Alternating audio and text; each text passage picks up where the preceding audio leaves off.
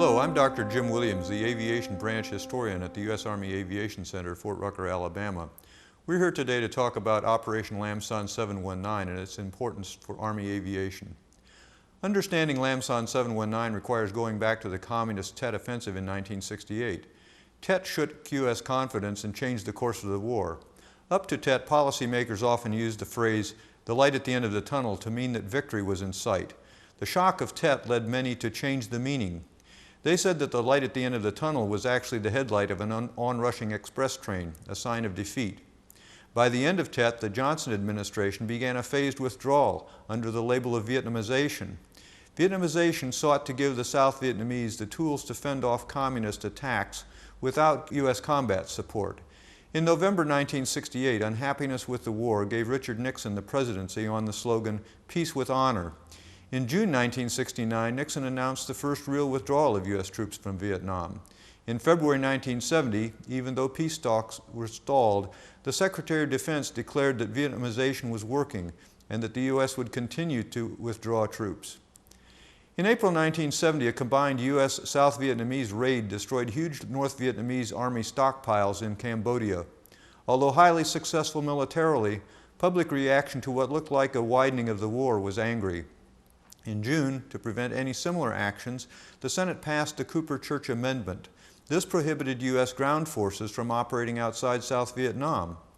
In December 1970, General Creighton Abrams, commander of U.S. forces in Vietnam, called for an operation to buy the South Vietnamese time. He envisioned a giant raid into Laos, similar to the one into Cambodia. The drawdown of U.S. forces allowed little time to mount such an operation. Planning occurred from early December into mid-January 1971. The operation was called Lam Son 719 because it occurred in the year 1971 and was along Route 9. The concept called for a strike against huge supply areas in Laos, outlined here by the dotted line and shown as Base Area 604. The western end of this area was near a crossroads shown here as Chepone. The operation would be difficult for several reasons. Intelligence showed strong North Vietnamese Army air defenses in this area. Because of the Cooper-Church Amendment, operations in Laos would include no U.S. troops on the ground. For the first time, soldiers of the Army of the Republic of Vietnam, or ARVN, would not even have U.S. advisors with them. To maintain the element of surprise, plans were kept secret.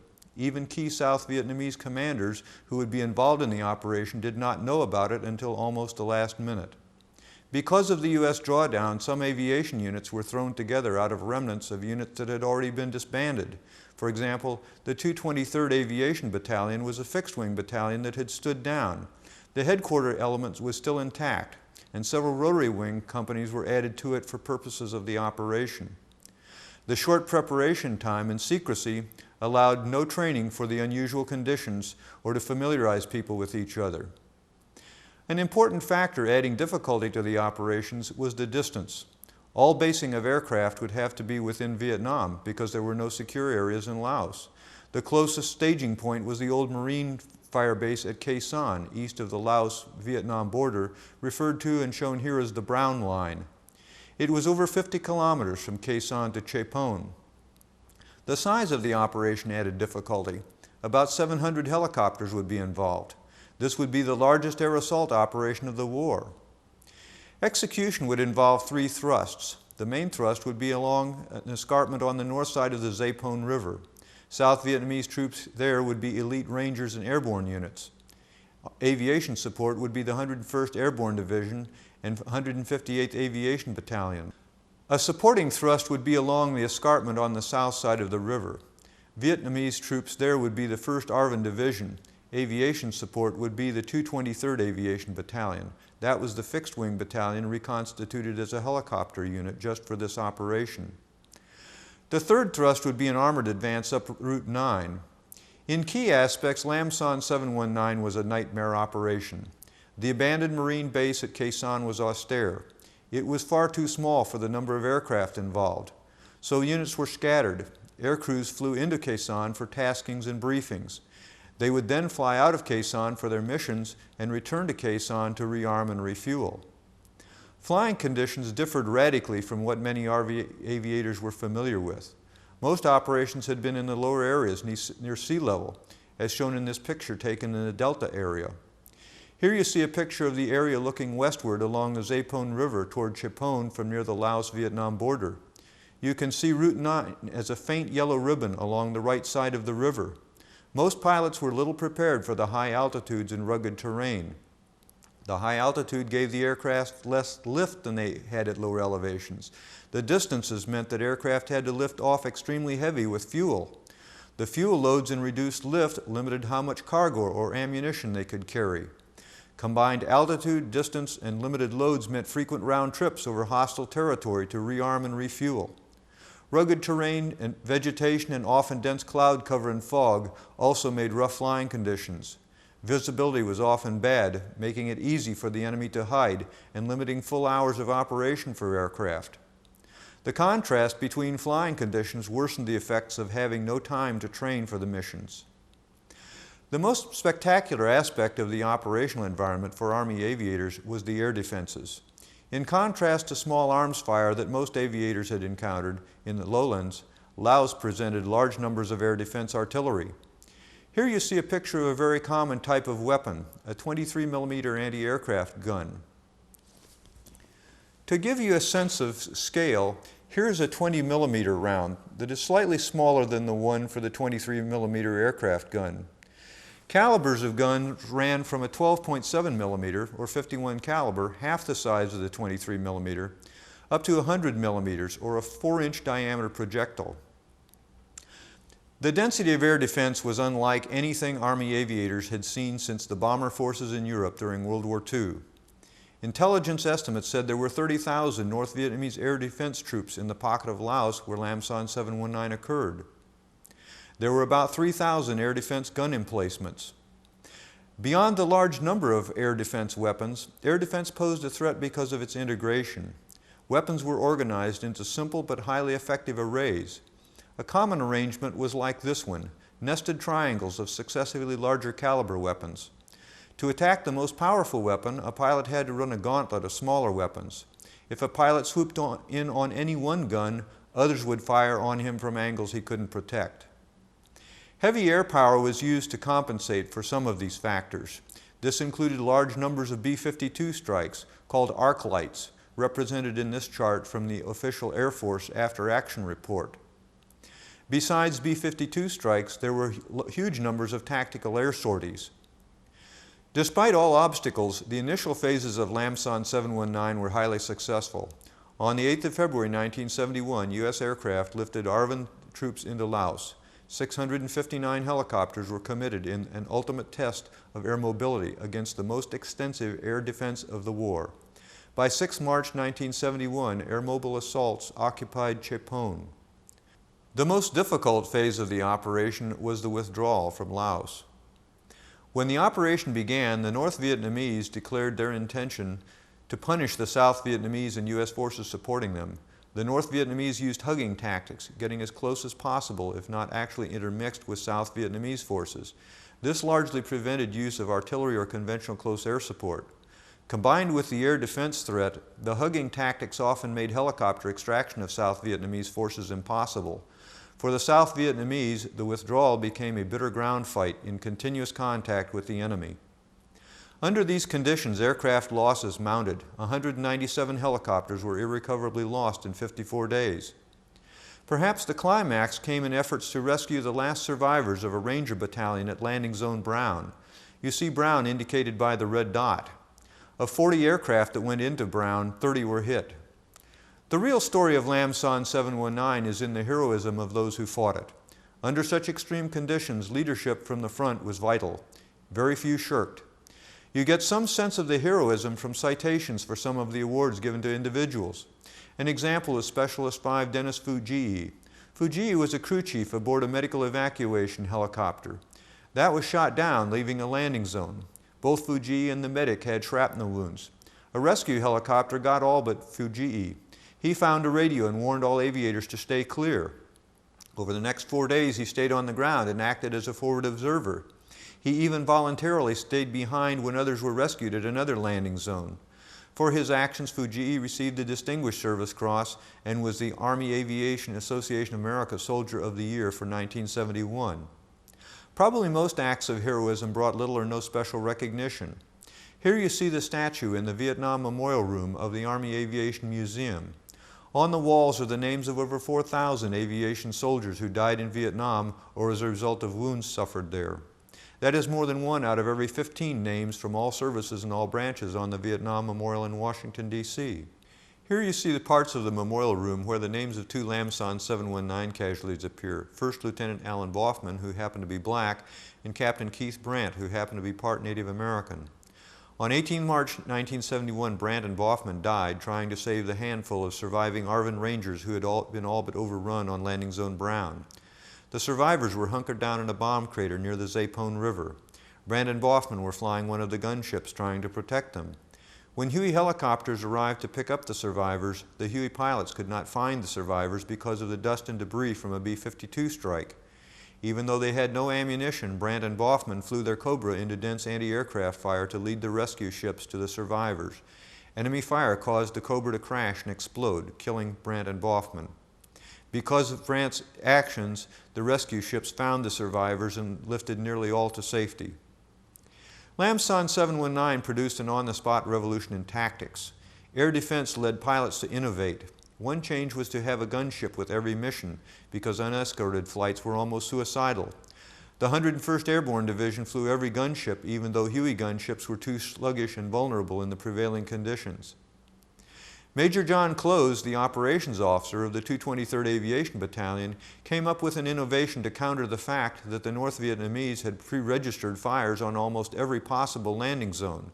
The pilots of the 223rd called this tactic Klose's musical mortars, because it resembled the parlor game of musical chairs.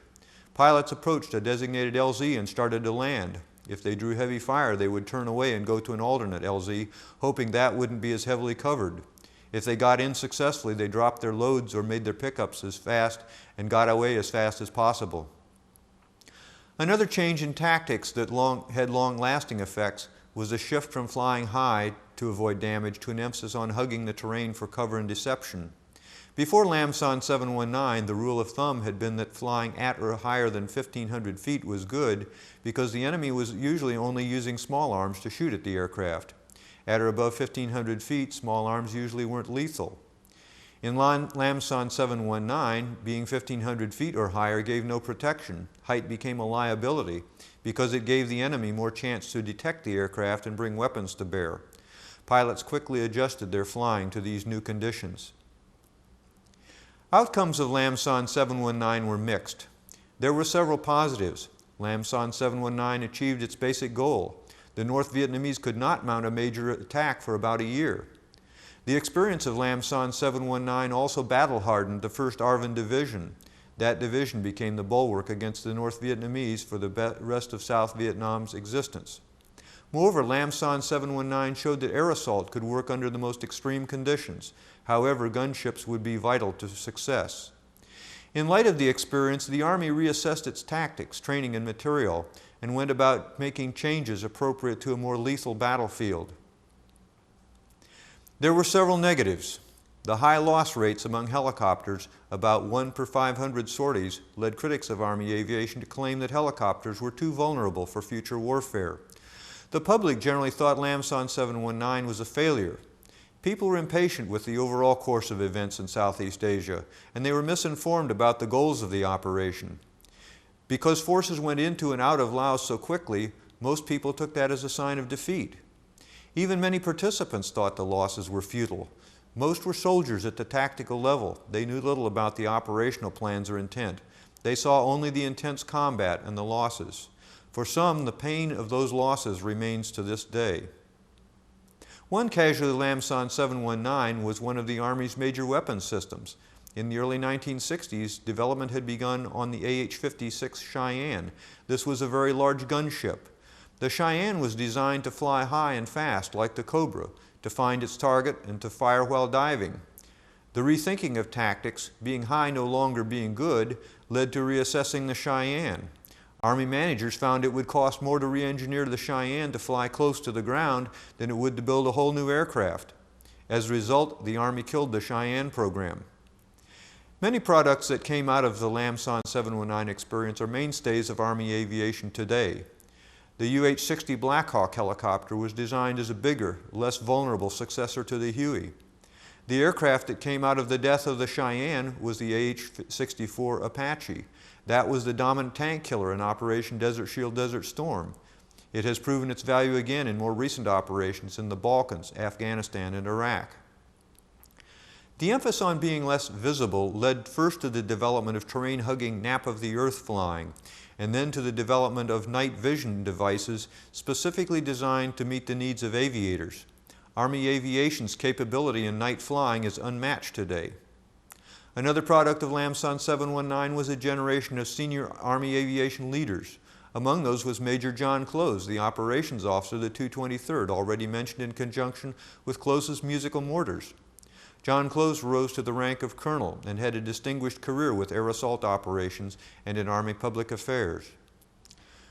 Another was Captain Richard Johnson. He was the operations officer of the 173rd Assault Helicopter Company under the 223rd Aviation Battalion. He became the de facto company commander for the operations in Laos. Like John Klose, Richard Johnson rose to the rank of colonel. Before retiring, he was the commandant of the Army's Warrant Officer Career Center. Now I want you to hear some veterans of Lam Son 719.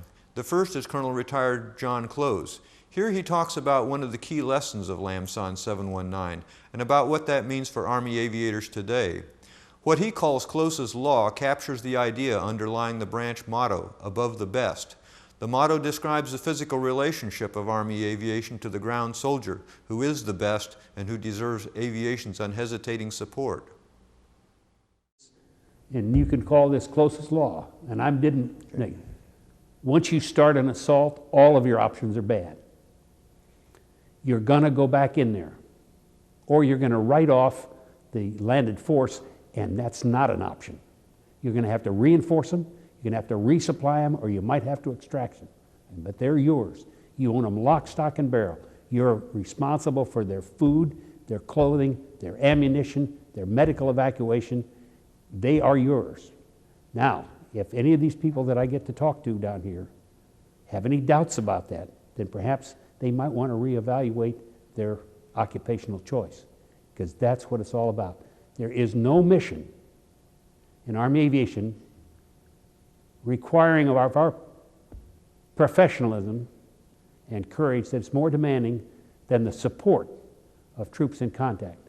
And there is no mission more difficult than the extraction of troops in contact. The second segment is from an interview with Colonel Richard Johnson.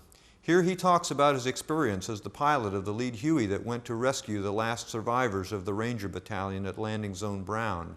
He also talks about Captain Keith Brandt and Lieutenant Alan Boffman. You get a sense of the respect he had for the South Vietnamese soldiers.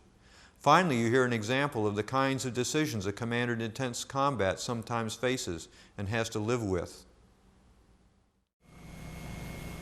Brown, which was an LZ over there.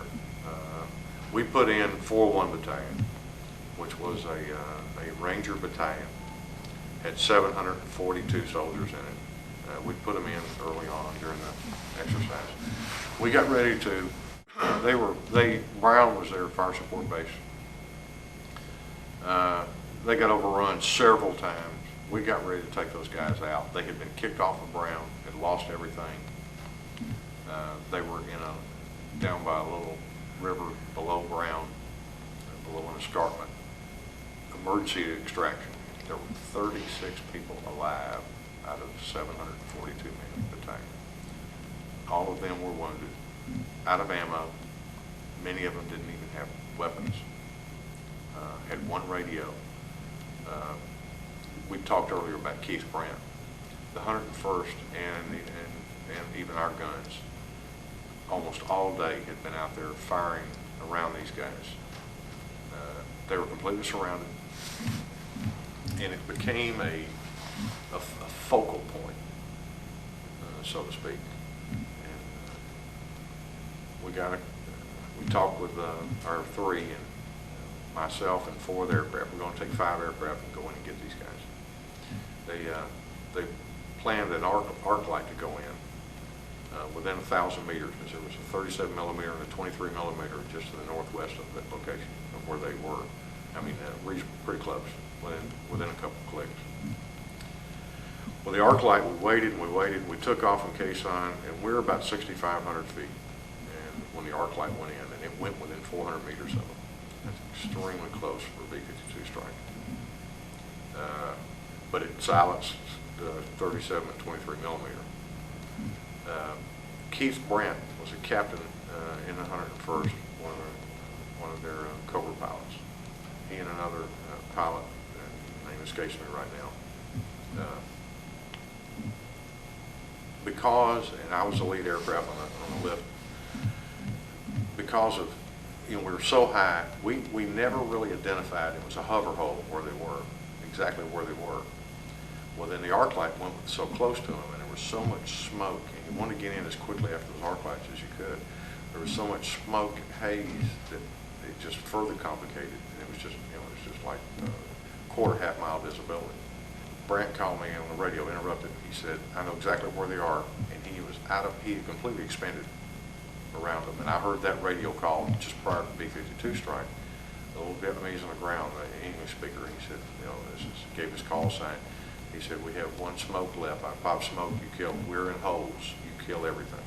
And he popped it, and they literally expended right on top of that smoke. Brandt was going to lead me into this LZ. I ended up finding him. He turned his anti-collision light on. We jumped down. We get on the treetops. I left my other birds up. And I said, I'll mark it for you guys, and then you guys come down. Well, he is leading me, and I got right on his tail. I'm within 2 rotor discs of him. I look out, and there's trails, and you see they're firing AK and 51 cals at us, and we're taking hits. And I saw guys shooting mortars at us. I mean, not in direct fire, as direct fire weapons. Well, Keith started taking they knew that, the NBA, you get the gunship out, knock it out. They can do the little troop carrier later. So he was getting the preponderance of the fire. I was getting my fair share, but they were just tearing him up. And he got his, first he lost one hydraulic system, and he lost another one. When you lose both hydraulic systems on a Cobra, you can't move the controls. It won't fly. And the LZ was where they were. The PZ was right next to the river. And he said, I've lost both my hydraulics. He said, we're going in.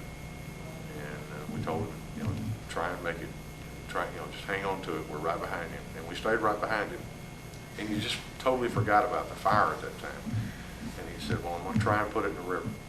So we're right behind you, buddy. Well, he kept turning.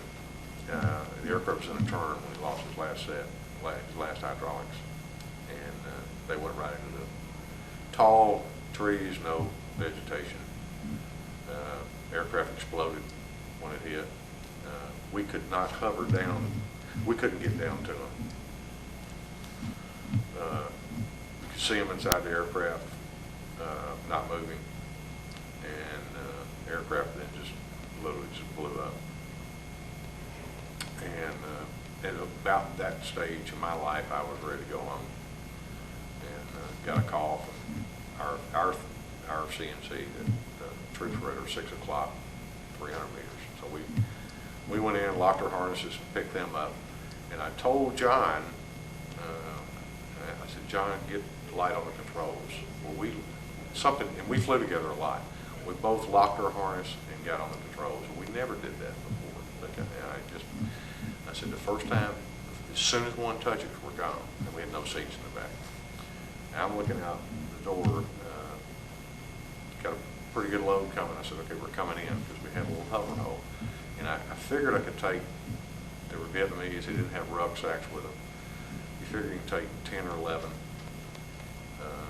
because of the hover hole. You need some power to get up above the trees. And we were taking, there was an escarpment up, and we were taking 51 cal fire from the escarpment through our rotor blades while we're sitting there. Well, I started pulling, and the fire was really getting bad. I had a Vietnamese open my door, and I pushed him back and never did close the door. But he rode back to Quezon, hanging onto my door in the post. We had guys on the skids. They just wanted out. They weren't running. They wanted out. I mean, they're all wounded.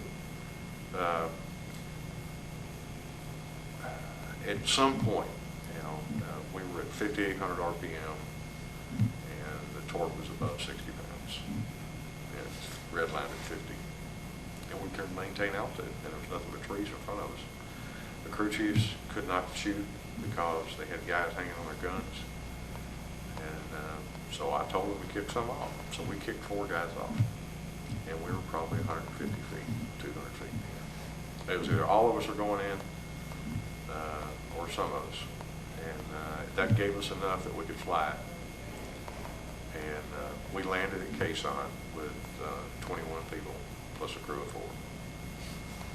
Every one of them wounded. The last segment from an interview is with Chief Warrant Officer retired Harold Smith. On the 19th of March 1971, Harold Smith was the pilot of a Huey trying to rescue the crew of a gunship that had been shot down. There was confusion about exactly where the downed crew was. The command and control aircraft directed him to the wrong spot. He stopped over an air defense gun. A .51 caliber shot him through the spine. He was permanently paralyzed.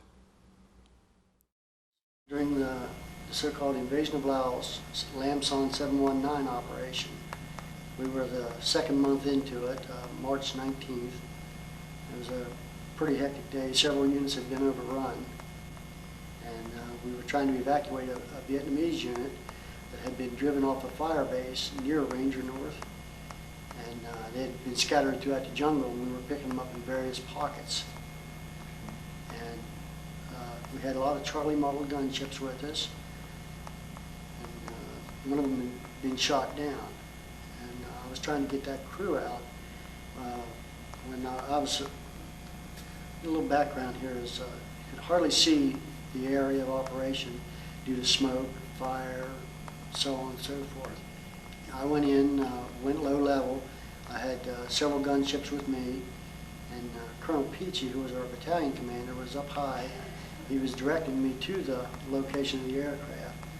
I wasn't sure where it was since I wasn't there when it went down, and I was low level, so I couldn't see where it was.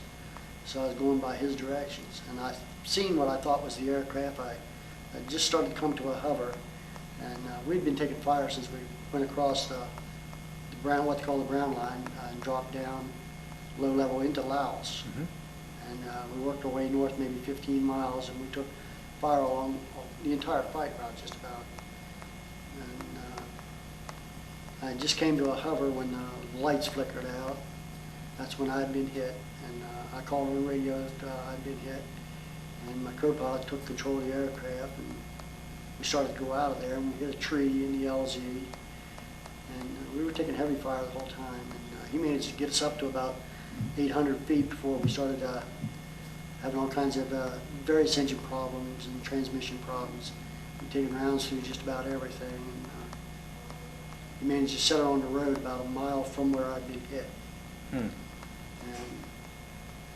it was just south of a fire base right along Highway 9 for a Vietnamese fire base, and they were under assault at the time also.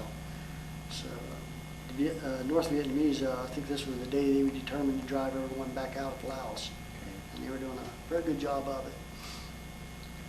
And another ship from my unit came in and landed behind us, and their machine gunners helped cover my machine gunners and door gunners. And I was injured too seriously, so they had a medevac come in, and this was on the rim of a bomb crater, so we were landing around the lip of a bomb crater. And medevac came in, they put me on a stretcher and managed to get me out of there. And the whole thing took about maybe a half an hour from beginning to end. Seemed like about 3 days, but it took.